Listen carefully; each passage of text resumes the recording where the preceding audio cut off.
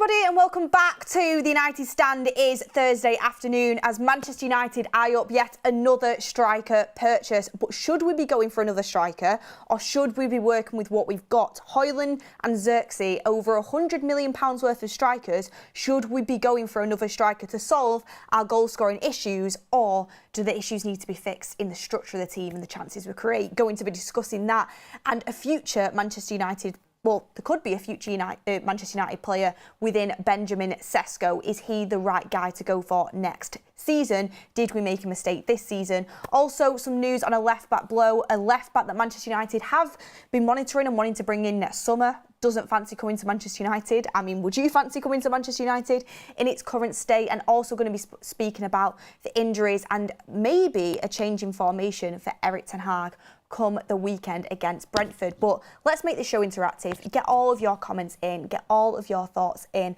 and vote in any polls that we put out. Lovely to see you guys. Well, to see you guys in the comments. I can't physically see you. And good afternoon. Let's get into the show. First and foremost, I'm going to start off a poll.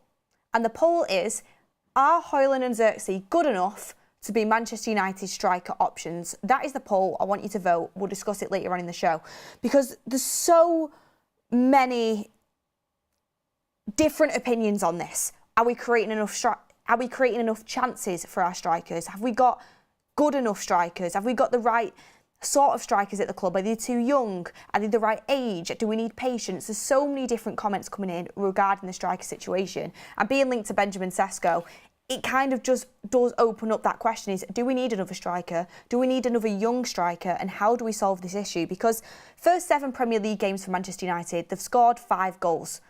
That is not good enough. It's not good enough by any stretch. And the strikers are there to score the goals. But it's not just on the strikers, it's on the team as a whole and on the setup. And this is a really interesting stat I wanted to bring in right at the start of the show, because when I seen this, it absolutely blew my mind. And this is the situation that Manchester United are in at this current moment in time. Should Manchester United fail to score again this weekend against Brentford, it will mark the first time since April 1989 that they have gone 4 league games without a goal. 4 league games without a goal if we don't score against Brentford. Now, Brentford have started this season really well. They've scored way more goals than us, scored 13 goals, but they've also conceded 13 goals. They do concede goals, and they are much better at home than they are away from home, similar to last season. Manchester United should be scoring against Brentford at Old Trafford. We have to be. But is anyone really confident in that? Get in the comments down below. But let's bring in the Benjamin Šeško news and we can discuss more about the Brentford game and the striker situation, about Rasmus Højlund and Joshua Xerxes. But it's coming in from Sami Mokbel. Sami Mokbel has been a really good journalist for the Daily Mail, and he said Manchester United hold an interest in RB Leipzig striker Benjamin Šeško. He's expected to leave the German side next summer. Benjamin Šeško, that name is very, very relevant in the Manchester United fan base. We've been linked to him for about 3 years now, I think it is. Manchester United have they've not necessarily come close to signing him, but they've got very good relationships with the agents. They've got very good relationships with the players. That's what Sam's told me, Sam C reports. He's well up on this story and he knows that Manchester United have definitely been interested in Benjamin Šeško over the last few seasons, and Benjamin Šeško was interested in a move to Old Trafford, so there's definitely a relationship there. He's always been high up on the list in terms of the scouting at Manchester United, and he's definitely well liked by the club. There's been conversations with Benjamin Šeško, so it's not out of the realms of possibility that Manchester United could go back in for him. But my thought process on this is, we nearly went for him for the last 2 summer transfer windows, I think it's been. Potentially even 3. But we've signed Rasmus Højlund and we've signed Joshua Xerxes instead. Why would we again go for another young player? And do not get me wrong, I think Benjamin Šeško is a really interesting prospect. I think he's a very good young player with a high ceiling. And I think he will thrive when he does eventually move away from RB Leipzig. Could have moved this summer, chose to sign the contract, stay there for his development, which I think was a good choice by him, but he will eventually move on to a different club. Manchester United have been eyeing up the transfer for a long time. But why go for 2 other young strikers if you're just going to go for him eventually anyway? The fact of the matter is, in my opinion, Manchester United should have gone for an experienced 20 to 25 goals a season goal scorer in the summer, so you could balance out the youth with the proven, because it's all well and good thinking, Manchester United have got talent there for the future. You've got to have patience with the future prospects. Yeah, okay, but Manchester United need to do well now. Of course we need to do well in the future, but we need to do well now. We scored 5 goals in 7 league games. All over the pitch we're failing, we're underperforming. It's not just on the strikers, of course it's not, but that is a big issue that Manchester United have had for a long time. The striker position has been an issue. Is it a graveyard shift? Are we not creating enough chances? Or have we not got the right personnel and profile? Get down in the comments, but it is really interesting that so many people have opinions on this of they think we need to fix it by just getting new players in. But do we need to get new players in, or do we need to address a situation where we're not actually necessarily creating enough chances for these players to thrive? But get in the comments down below your thoughts. Already got a couple of super chats coming in here. You've got Snazzy Studio saying, why go for Sesko, who's under contract until 2029, instead of a player like Jonathan David, who is free in the summer? I would go for none of them players. Jonathan David I wouldn't go for, and yeah, like you said with Sesko, we were always going to get linked to him because we've been linked to him previously, and Manchester United do have a long-standing interest in him, and he has always been a player there. But it doesn't make sense. You've invested over 100 million on young talent for that striker position. You don't need to go again. You need to get the best out we've already got. And if you were going to go for another striker, what we should be going for is a proven goal scorer that is going to guarantee you 20 to 25 goals in a season. Xerxes was never that. Højlund could potentially be that, but he's very young and he's still got a lot of developing to do. Manchester United are missing that lethal striker in front of goal. And I was saying we should have addressed that in the summer. I wanted to go for Ivan Toney, proven Premier League goal scorer, would have come in and scored goals. People can say we don't create chances all day long. I agree, he would have struggled. We don't create enough chances.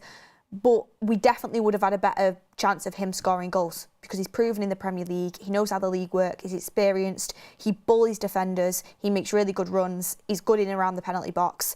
And sometimes as a striker, you need to create your own chances through your movement and through where you position yourselves. And I think Ivan Toney was the player to go for. United chose to go for a younger player, and that's not a slight on Xerxes. I actually think Xerxes has a lot of potential and I'm excited for what he can do. But for this current moment in time of what Manchester United needed, I do think we missed the boat by not going for an experienced goal scorer in the summer. And I did say that at the time. But we are where we are now and we've got to get the best out of what we've got. AMT, a member for 21 months, says, no point buying any other player until we get our ish together. I think you mean get ourselves together. It's like adding additional ingredients to an already spoilt soup. But I do understand what you're saying there. We need to sort out what we already have. Honestly, the system at Manchester United, I think, is a big issue.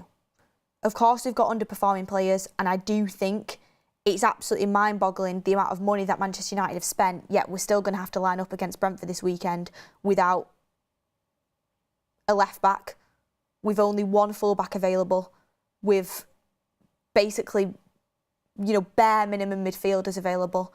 It's crazy the amount of money we've spent and we've still not got a good enough starting 11. I know we've been really unlucky with injuries, but we've still not got a good enough starting 11. Of course, there still needs to be improvements all over the pitch. But is it a coincidence that near enough every single player is underperforming? Not every single player at Manchester United isn't good enough. There is players in that team that are good enough to play for Manchester United, but every single player near enough is underperforming.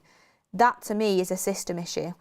And, you've kind of got to look at Erik ten Hag in that as well, in the way that he's setting up his team. But on the striker situation, because I think it's a really interesting topic, Joshua Xerxes has come under so much criticism at the start of this season. Rasmus Højlund's come under criticism as well. But the thing is with Joshua Xerxes, would you start him at the weekend? Get in the comments down below.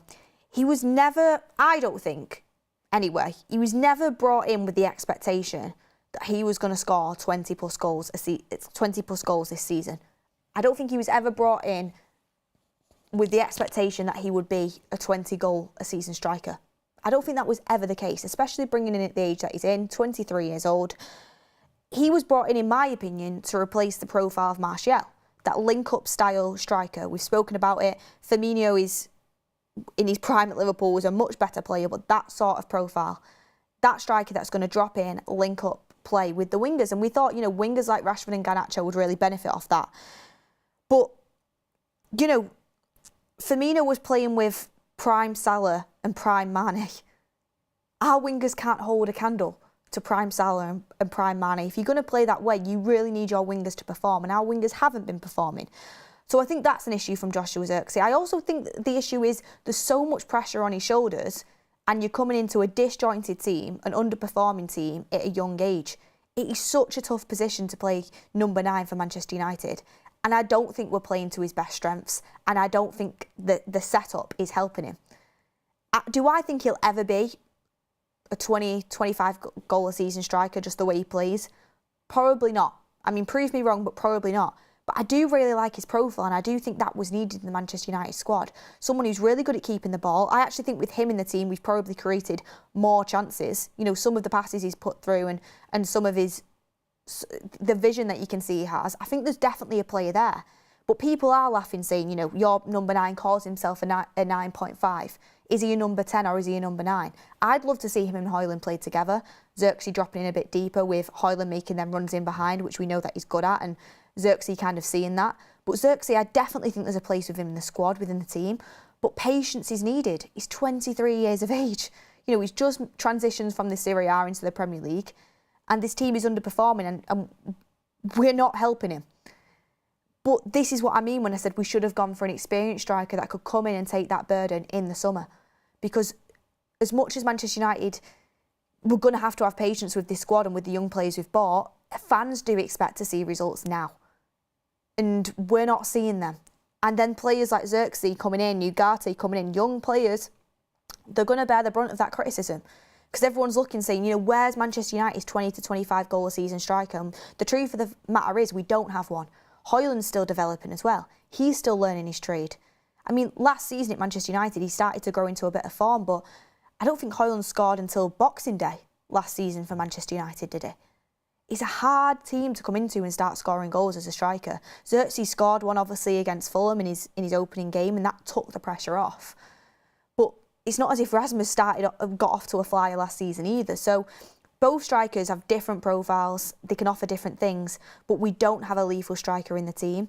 And to make matters worse, are we creating enough chances for our strikers? I would say no. It is interesting that Manchester United have the most big chances missed in the Premier League. That would say otherwise, but stats can be misleading. Bruno Fernandes has missed a lot of chances. Garnacho missed that sitter on the opening day. We have missed, Zirkzee has missed quite a few chances, let's be honest. But when you're watching other teams, even Aston Villa, when you're watching, an Aston Villa, because I always say Manchester City, but Manchester City are just in a league of their own. I see Watkins miss loads of chances.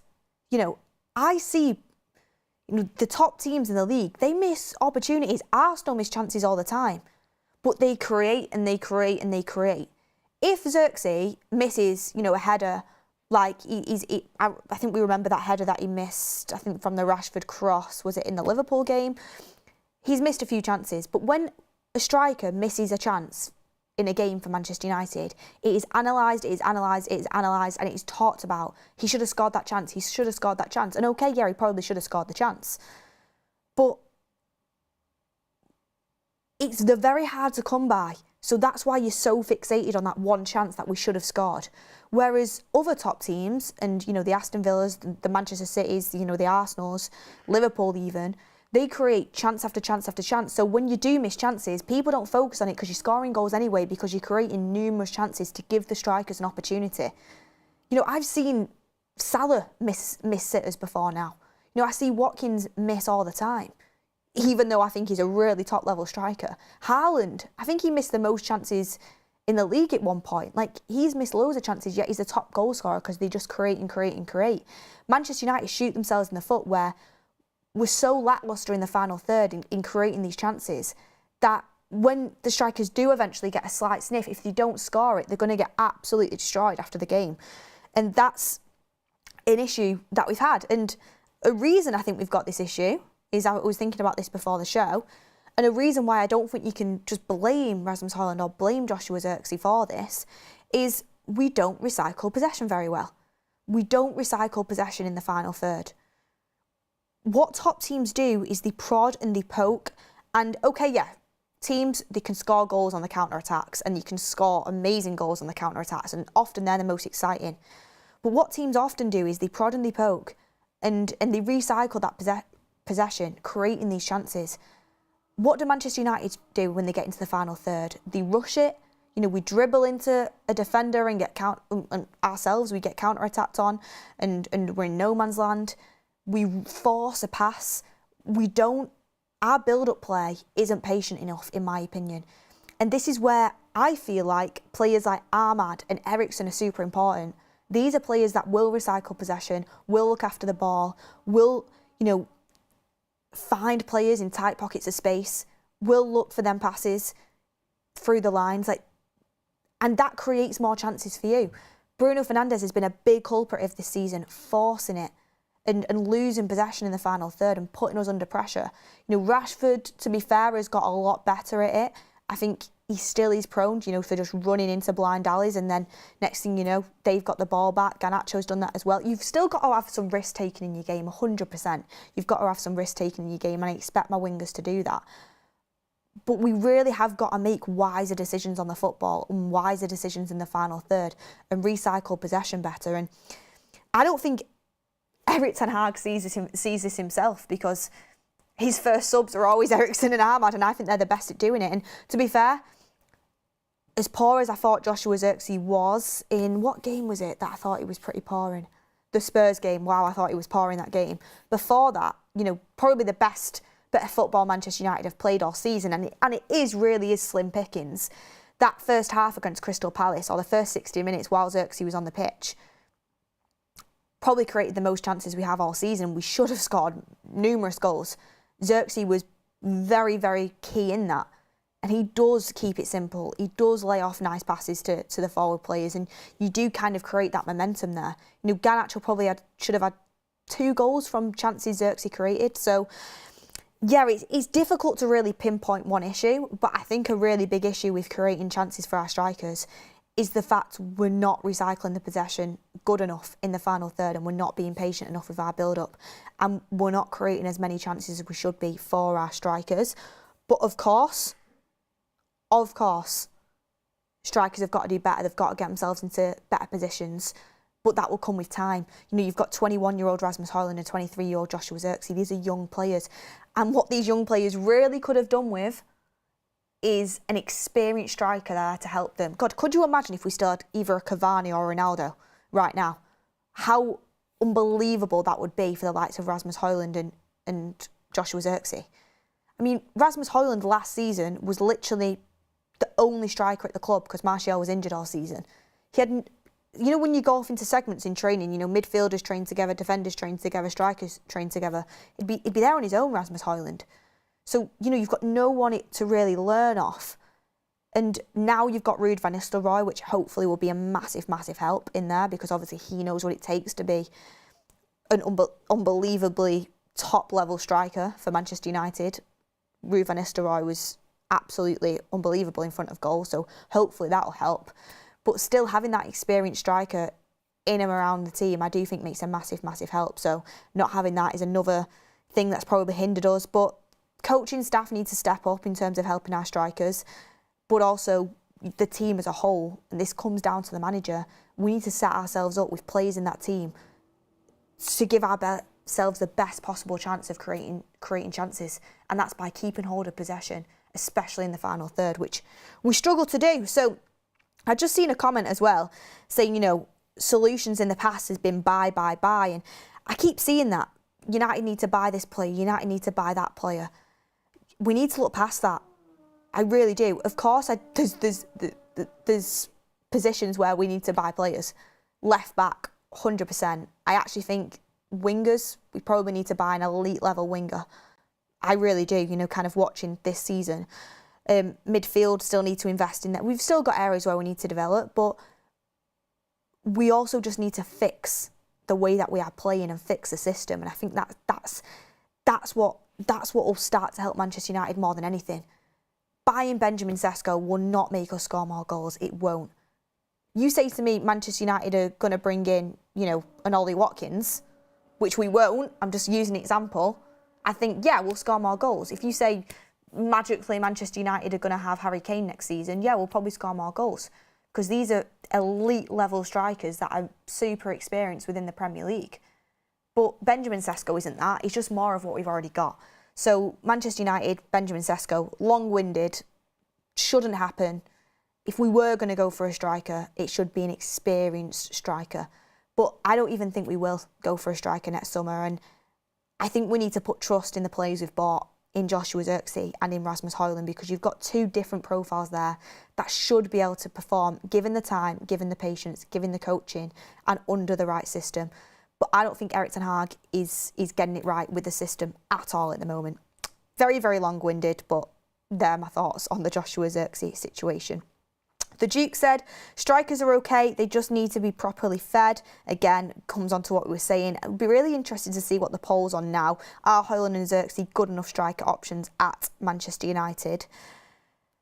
Let's see what you guys say. I struggle with this myself because, honestly, at this moment in time, I would say no. But this is what we have, and we've spent over 100 million on it. So we need to make it work. And I think we can make it work, and I think there's potential there, and that's the main point. This moment in time, no. But with coaching and with time, I think they can be. But Manchester United, do they have time? We're currently sat 14th in the league and we need to score more goals. But anyway, moving on to the next little bit of news where I'll see what the votes are for you guys on the poll. My YouTube is so frustrating. It takes about 7 hours to bring up poll results, so I can't exactly see what it is right now.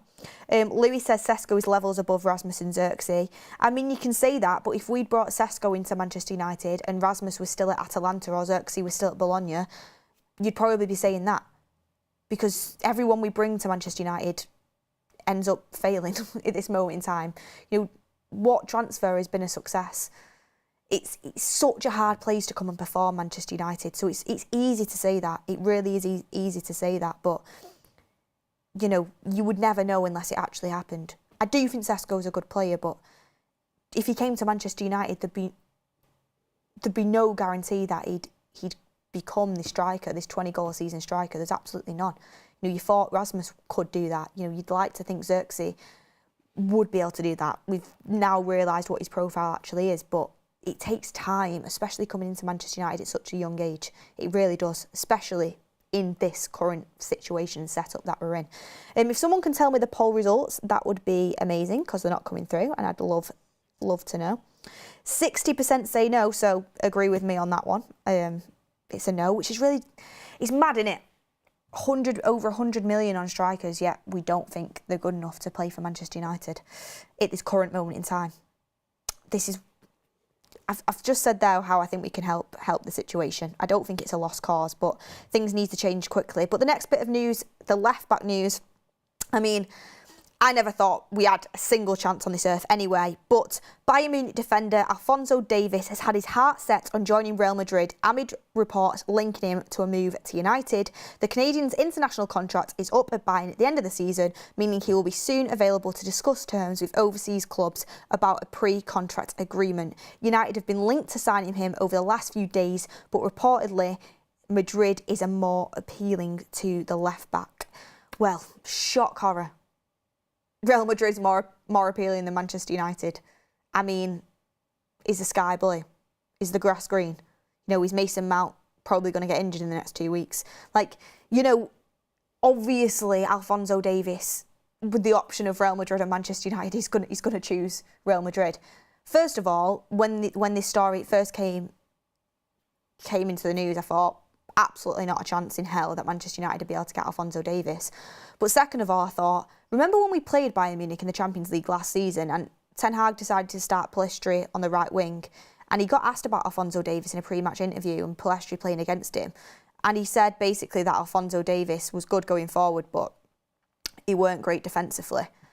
I mean, that, again, if managers coming out and saying that, it's a bit kind of iffy around that subject. But also, and Alphonso Davies, to be fair, I think had a pretty good game if I remember. Honestly, I just remember it was 4-3, weren't it? Champions League, it's just kind of brings back PTSD for me from last season. But anyway, but also I thought to myself, how that is exactly the player that Manchester United should be going for. That is exactly the player that Manchester United should be bringing in as a left back at Manchester United. Young, absolutely top quality player. I really rate Alphonso Davies. I think he's absolutely brilliant. I think he'd be really good in the Premier League as well. That's exactly the type of player that we should be getting. But we're currently sat in 14th. We came 8th last year, and we have very little respect currently in the footballing world. We won't be able to attract a player like that. It's sad how far we've fallen. It really is, because I think he'd be brilliant in United, but there's absolutely no chance. So there's not really much point discussing it. So we'll move on to the next topic. But it is sad that Alphonso Davies would have been so achievable for Manchester United. I mean, I'm not even just talking about in the Fergie times. I mean, under Mourinho, in recent, he would have been achievable, but it just feels like we've sank to a new low in recent times. And these sort of players now, they're just not going to be achievable for Manchester United. Anyway, let's move on to the next thing I wanted to discuss, and that was obviously the injury crisis. And I wanted to ask you guys a question of who do you start against Brentford and Fenerbahce? Because, I mean, first of all, this will never happen. It won't happen. But in times like this, would Manchester United be better off going to a back five? I mean, Evans, Martinez and De Ligt as the back three, with Anthony left wing back and Dalot right wing back. Who says no? Honestly, who says no to that? I genuinely think that could work, by the way. I genuinely, I'm not even taking the mick. I think Anthony at left wing back could work. So, honestly, with the situation that we're in terms of the issues with our fullbacks and the issues with our midfield, because Ugate's injured, Mainu is also injured, Bruno isn't available for Fenerbahce. A back five, I think, would work really well for Manchester United at the moment. It won't happen because I don't think, have we ever seen a back five under Erik ten Hag? I don't think we have. Ollie used to revert to it sometimes, but we've not seen a back five under Ten Hag, I don't think. We've seen, obviously, the 4-2-2-2 and then, just the flat back 4-2-4 and 4-3-3, but we've never seen a five at the back, I don't think. But honestly, I would be so up for seeing that. I just don't think it'd happen. And second of all, obviously Bruno Fernandes isn't available against Fenerbahce. You're going to have to play him in this game against Brentford at the weekend. We're really limited on our options anyway. I mean, I was thinking about it, and we have to have Mount fit for Fenerbahce, which is obviously why Bruno has to play against Brentford, because you can't even risk Mount getting injured in that game. Hopefully in the Brentford game, you can give Mount 20 minutes at the end of the game to kind of, come on and, get some minutes in his legs. But Mainu's injured, Ugate's injured. I'm looking at the bench for Manchester United, I'm looking at the squad, and you'd think against Brentford it's going to be Casemiro, Eriksen and Bruno, picks itself. But then you go to Fenerbahce, Bruno isn't going to be available. It's going to have to be Casemiro, Eriksen and Mount. But Mount's only just come back into training. Is he match fit? Is he going to be able to play? It's really slim pickings for Manchester United at the moment, which again is another reason why I'd look at a back five. But I just don't think that'll happen. Especially don't think that'll happen at Old Trafford. But considering the injury crisis that we're in right now, I don't think that'd be a bad way to go. But get in the comments down below what you guys think. Ryan Correa says, Sesko is Arteta's number one priority target for Arsenal. I can't see United being able to get him with how much of a mess everything is currently. To be honest, I think he would be achievable. I just don't think Manchester United should be going for that type of figure. I've explained my reasons. And Sesko, Arteta's number one priority, he might well be, but surely they should have gone for him this summer when he was available. And Sesko chose to sign on again at Leipzig. But if he would have signed for Arsenal, he would have been able to get first team football straight away. So it's an interesting comment. And like I said, if Sesko goes to Arsenal, he'll probably absolutely rip it up. And everyone will be like, oh, we should have got Sesko instead of Højlund. But if we would have if we would have got Sesko and Højlund would have ended up going to Arsenal, Højlund would have probably ended up doing really well at Arsenal and Sesko probably would have flopped at United. United is a graveyard right now. And I do think a lot of it comes down to the coaching and the system, and you've got to hold that accountable. Of course, we've got to hold the players accountable, but we've got to hold the system accountable as well. Erik ten Hag has been failing to get the best out of his players. Failing for a long time. That needs to change. And that's the only way that Manchester United are going to improve this season, because transfer windows close. We can't just keep buying and buying and buying and expecting different results. We need to get the best out of what we've got. But look, everyone, hit a like on the video. Really enjoyed the discussion points this afternoon. Zomlar 53rd says it's because the age of these players now have grown up not knowing United as a title contender or a team with a winning mentality. It is sad times. It is sad times, and the longer it goes on for, the worse our reputation is going to get, sadly. We still obviously have a reputation, but when you're 14th in the league, 8th in the league last year, that reputation is going to drop very, very, very, very quickly. And it's sad to see. And, you know, people expect Manchester United to be going for the title, winning games week after week, and I want that more than anyone, but I've come to realise what we are right now, and that's not anywhere near that. Like I said, we're closer to a Brentford who are playing at the weekend than to an Arsenal or a Man City. And that's just the truth of the matter. And it's really sad that we've been able to get to this point. But things need to change. Things need to change very quickly.